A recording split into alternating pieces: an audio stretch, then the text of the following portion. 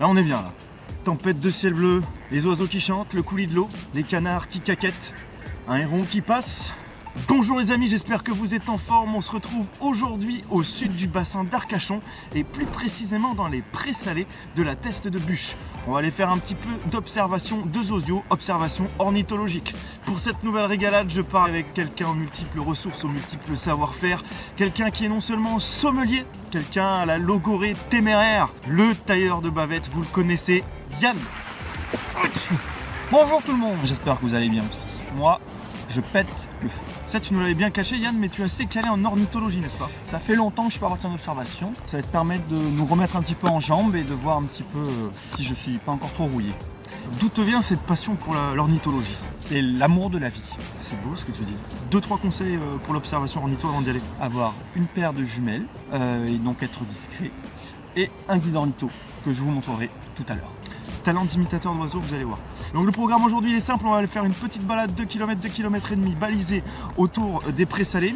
Ensuite on rejoindra Céline qui est une gardienne de la réserve du Banc d'Arguin et on ira se balader sur le bassin d'Arcachon pour observer d'autres petits oiseaux. On est parti, let's go. Allez, go!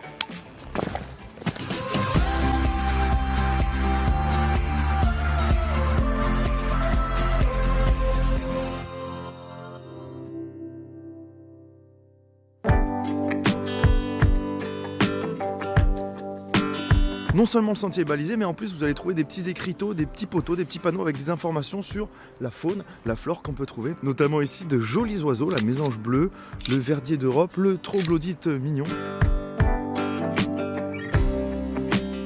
Est-ce que tu saurais nous imiter le cri par exemple de la mésange bleue? Je peux essayer le rouge-gorge, le cri d'alerte du rouge-gorge. Vas-y, on t'écoute. Ah oui, allez, c'est le cri d'alerte. Alors pourquoi il y a beaucoup de cris d'alerte en hiver? Parce que nos rouges-gorges sédentaires, en fait, qui ont un territoire un peu plus étendu en été, doivent partager leur territoire en hiver avec les rouges-gorges d'Europe du Nord et de l'Est qui viennent passer l'hiver en France ou en Espagne. Et du coup, les territoires se rétrécissent. Donc en fait, ils font un cri d'alerte et ils chantent pour s'imposer et pour déterminer leur territoire. Dire aux autres d'aller voir ailleurs s'ils y sont. Ok, s'ils y sont pas, surtout.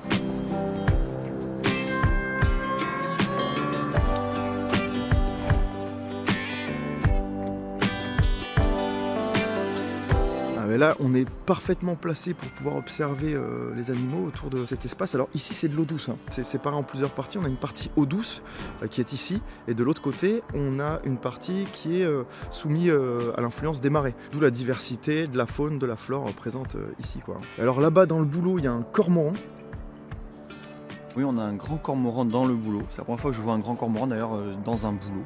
Souvent plutôt sur des piquets au milieu du bassin d'Arcachon. En fait, ils sont obligés de passer leur temps perchés à essayer de se sécher. C'est pour ça qu'on les voit souvent les ailes ouvertes ou sur des piquets, ils restent comme ça très longtemps. C'est pour se sécher les plumes. Ah, on voit un héron qui passe? Non, c'est une négrette garzette celle-là. Ah oui, bien vu. Qu'est-ce qu'on voit d'autre alors? C'est quoi d'ailleurs les canards qu'on voit là? C'est quoi? C'est des colverts? Alors on a 2 canards tadornes de Belon. Tadornes de Belon. C'est un canard assez rare qui est très grand. On les voit les deux au milieu là, ils sont tranquilles, ils se reposent. Tout à l'heure on les voyait vraiment en activité. C'est un canard apparemment plus carnivore. C'est pour ça qu'il ne se chasse pas d'ailleurs parce que sa chair a très mauvais goût dû à son alimentation. On s'en met plein les mirettes. Hein. Bon, on continue notre petite boucle? Allez, c'est parti.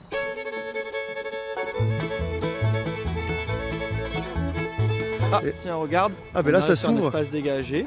On voit des cormorans qui se font sécher les ailes. Il y a des mouettes aussi, c'est des mouettes, on a vu? Il y a 2 groupes de mouettes, ouais. Moitrieuses, exactement. Ouais. C'est un peu perçant, ouais, on l'entend. Ouais. La gueule. En fait, elle tapote la surface de la vase pour faire remonter les vers qui pensent que la marée remonte et elle les trompe et après elle les mange dès qu'ils arrivent à la surface. Ah, excellent. Ah, on dirait qu'elle fait des castagnettes un peu. C'est un petit peu ça. Olé, arriva. On est en train de boucler la boucle. Elle se fait tranquillement en 1 heure. C'est de la douceur. Maintenant, nous, on va aller retrouver Céline pour la suite des aventures. À de suite. Et nous voilà au port de la Hume où on retrouve Céline. Céline, bonjour. Bonjour Thibaut. La forme? Très bien. Merci de nous accueillir, c'est avec toi qu'on va partir faire un petit peu d'observation. Céline, toi, en fait, qui Mon es-tu? métier, alors moi je suis garde animatrice sur la réserve naturelle nationale du Banc d'Arguin pour l'association Cépenceau. Vous l'avez regardé tout à l'heure. La bernache, c'est un oiseau qui peut vivre une vingtaine d'années.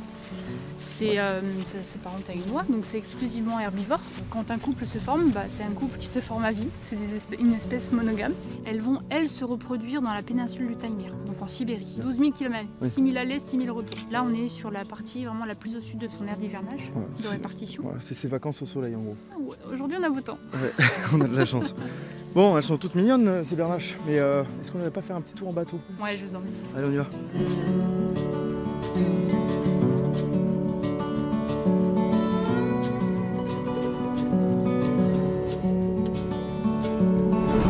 La particularité du bassin d'Arcachon, c'est que, tu vois, il y a plein de petits pignots. T'appelles ça comment, des pignons? Des pignots, c'est le nom d'ici. On appelle ça des pignots. C'est sous ces pignots-là ou à côté, il y a des parcs à huîtres. Du coup, là, comme c'est marée haute, la nourriture n'est pas disponible. Donc il faut attendre que la marée descende. Mais être sur un pignot, ça demande un certain équilibre, on est plus soumis au vent. C'est une épreuve d'ailleurs dans une émission, ça, hein, l'épreuve c'est pas l'épreuve des pignots, c'est l'épreuve des poteaux. Donc il reste vraiment plusieurs heures. Ah oui, plusieurs heures. Ouais, donc Denis il s'embêterait un petit peu, je pense. Donc ça, c'est du tourne-pierre à collier interrompu. Alors lui, il est particulier parce qu'il va plutôt se nourrir dans la laisse de mer. C'est cette zone de débris naturel qui est laissée sur la plage. Et du coup, lui, il va avoir tendance à retourner cette laisse de mer et puis hop, il va manger ce qu'il y a, petits insectes qu'il peut trouver.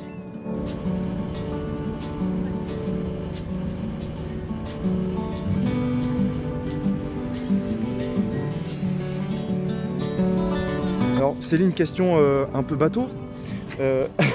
C'est quoi la différence entre une mouette et un goéland? Déjà, c'est la taille. La mouette est beaucoup plus petite que le goéland.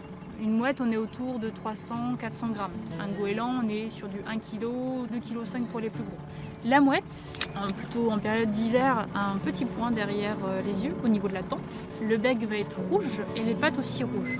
Alors que le goéland, tu vas avoir des pattes soit rose-grise, soit jaune-orangé. Et le bec, lui, va être plutôt jaune avec une pointe rouge.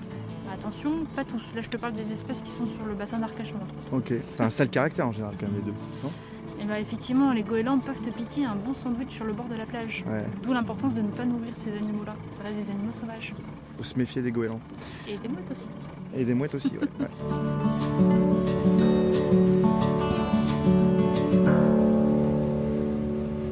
Céline, j'ai cru comprendre que tu avais des petits talents d'imitation de certains oiseaux aussi, non? C'est pas possible. Si, Non, non. c'était le goéland. Ah, Le goéland.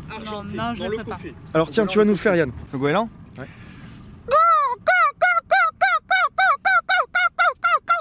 Alors on a perdu Céline là. Mais franchement, on avait un goéland sur le bateau. Qui dit mieux, non? Je dis mieux, mais je peux pas. Ouais, je comprends. On terminera là-dessus. Et vous savez quoi? On va faire comme les oiseaux.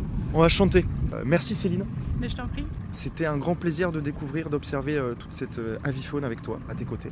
Et on vous dit à tout bientôt pour une prochaine régalade. Nous on Des s'est bisous. régalé. Ciao.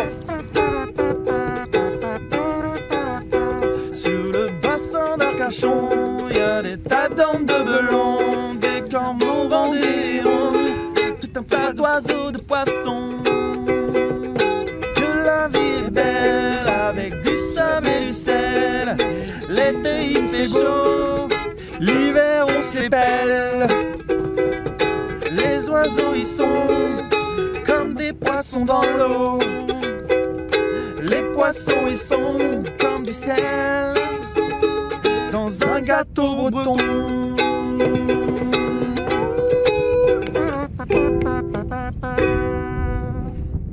Ça va être chiant en montage, hein, la chanson. Ouais. Hein? Merci. Normalement on l'a fait d'une prise, mais bon là.